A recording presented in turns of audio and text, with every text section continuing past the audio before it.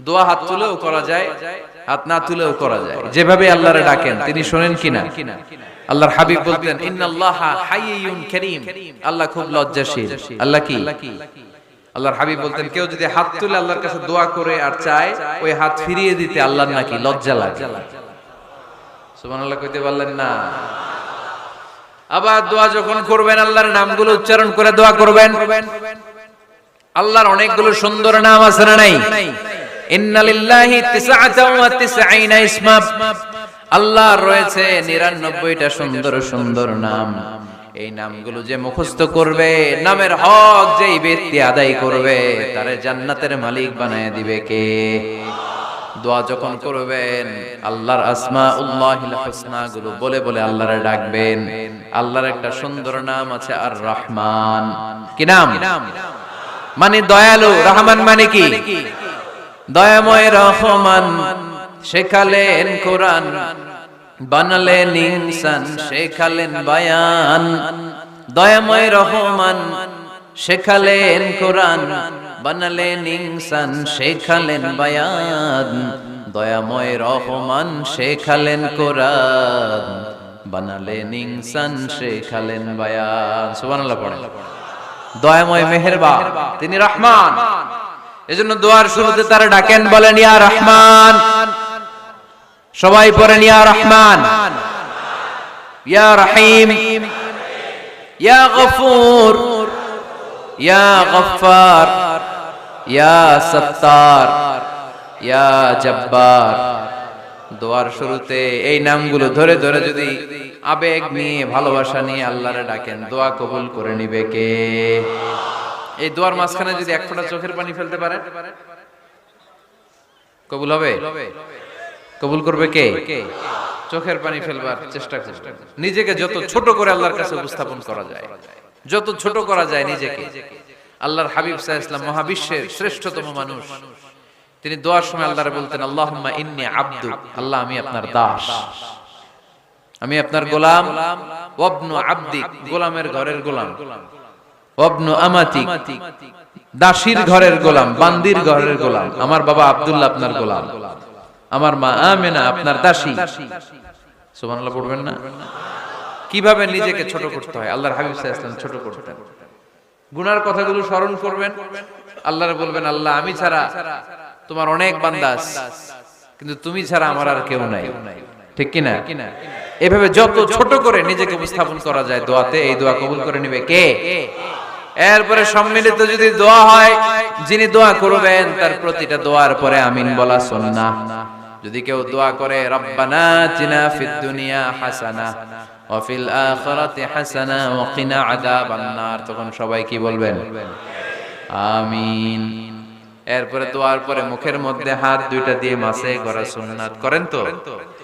কারণ রাসূলুল্লাহ সাল্লাল্লাহু আলাইহি ওয়াসাল্লাম ইযা রাফা'a ইয়াদাইহি ফিদ দুআ লাম ইয়াহুত্তাহুমা ইল্লা মাসাহা বিহিমা ওয়াজহা।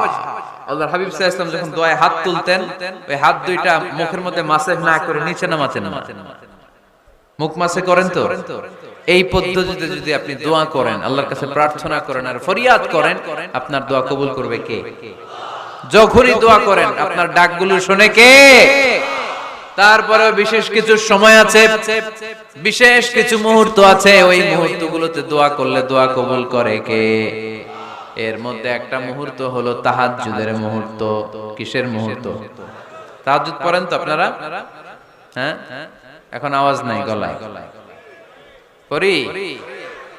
ফজরের নামাজই পড়তে পারি না হুজুর, তাহাজ্জুদ কেমনে পড়ব? ومن الليل فتهجد به نافلة لك عسى أن يبعثك ربك مقاما محمودا। এটা এমন নামাজ, এই নামাজের পরে দোয়া করলে কবুল করবে কে? ওই মুহূর্তে আল্লাহ প্রথম আকাশে মনোনিবেশ করেন, ডাকতে থাকে কার কি লাগবে চাও। টাকা লাগবে টাকা দেব, সম্পদ চাও সম্পদ দেব, সম্মান চাও সম্মান দেব, বউ লাগলে বউ দেব। আছে না নাই? লাগবে না? এদিকে তো বেশিরভাগ অবিবাহিত মনে হচ্ছে। বিয়ে করো নাই কারা কারা দেখি? খাইছে। সবার তো বউ লাগবে দেখা যায়। আল্লাহর কাছে চাইবা, দিবে কে? দেয়ার মালিক কে? মনের বাসনা পূরণ করে কে? ওই আল্লাহর কাছে যেন আমরা চাই। বিয়ের কথা শুনলে সব সজাগ, আর ঘুমে ধরে না। এখন সজাগ জাতি, চাইতে হয় যুবক ভাইরা, চাইতে হবে আল্লাহর কাছে। নেককার স্ত্রী চাইতে হয়, নেককার সন্তান চাইতে হয়। তাহাজ্জুদের সালাতে যেন আল্লাহর আমরা বলতে পারি, আল্লাহ এমন জীবন সঙ্গিনী দাও, রূপবতী, গুণবতী, নেককার, যার সাথে দুনিয়াতেও থাকবো, জান্নাতেও থাকবো। ঠিক কিনা? এই দাম্পত্য জীবন কি শুধু দুনিয়ায়? আমার স্ত্রী আমার সাথে জান্নাতে যাক, আমি চাই কি চাই না?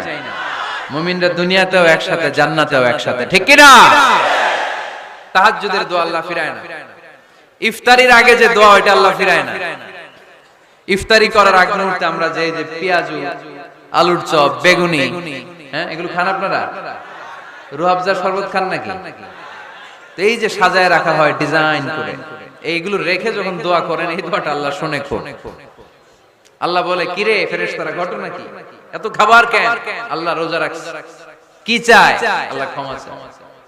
তো খায় না যে তৃষ্ণার, তো আল্লাহ আপনার ভয়।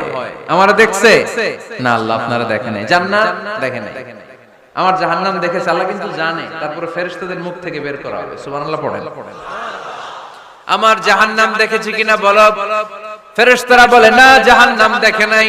আমার জান্নাত দেখেছে কিনা বলো। জান্নাতও দেখে নাই, কিছুই দেখে নাই, আপনারও দেখে নাই। আল্লাহ এবার খুশি হয়ে যাবে। আমার খুশির জন্য আমার ভয়ে তৃষ্ণার্ত, ক্ষুধার্ত, সামনে খাবার হাত বাড়ালেই খেতে পারে, গ্লাসটা তুললেই পান করতে পারে, আমার ভয়ে খায় না। আমার ক্ষমা চায়, আমার কাছে ক্ষমা প্রার্থনা করে। এখন আমার বান্দা যা দোয়া করবে, বান্দার সব দোয়া আমি কবুল করে নেব। আল্লাহর ভালোবাসা সফট কর্নার খুব গ্রো করে, যোগ্য যে খুব মারতে হবে। ঠিক কিনা? সময় মতো কাজ করতে হবে। সময়ের 1 ফোঁটা, অসময়ের 10 ফোঁটা। সময় মতো 1 ফোঁটা দিলে যেই লাভ, অসময়ে 10 ফোঁটা দিলে ওই লাভ হবে না।